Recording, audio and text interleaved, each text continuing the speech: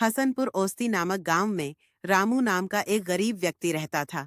गांव के एक छोटे से कच्चे घर में रामू अपनी बूढ़ी माँ और कमजोर पिता के साथ रहता था।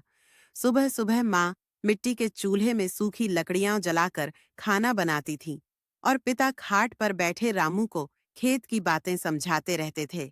अगले दिन रामू खेत पर जाता है और देखता है कि खेत सूखा पड़ा है। पिछले साल बारिश नहीं हुई थी और अब बीज खरीदने के लिए पैसे भी नहीं बचे थे। रामू उदास होकर घर लौटता है। माँ और पिता उसके उदास चेहरे को देखकर सब समझ जाते हैं। तभी माँ अंदर जाती है और अपनी चूड़ियां निकालकर रामू के हाथों में रख देती है। वह कहती है, बेटा, इस बार खेत मत छोड़ना। तेरे बाबा ने भी इसी खेत से घर चलाया था। पिता धीरे से बोलते हैं, बेटा, मेहनत करना, लेकिन किसी का एहसान मत लेना।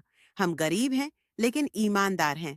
रामू दुकान से उधार बीज लाता है और अकेले ही खेत जोतने में लग जाता है। कड़क धूप है, पसीना टप टप गिर रहा है, पैर जल रहे हैं, फिर भी वह रुकता नहीं है। उधर माँ मंदिर में दिया जलाकर हाथ जोड़ती है और पिता दूर से आसमान की ओर देखते हैं। रामू कहता है, इस बार भगवान को सुनना ही होगा। एक दिन अचानक बादल घिरते हैं और बारिश शुरू हो जाती है। रामू मिट्टी उठाकर माँ के चरणों में रखता है और कहता है, देखो माँ, खेत जाग गया।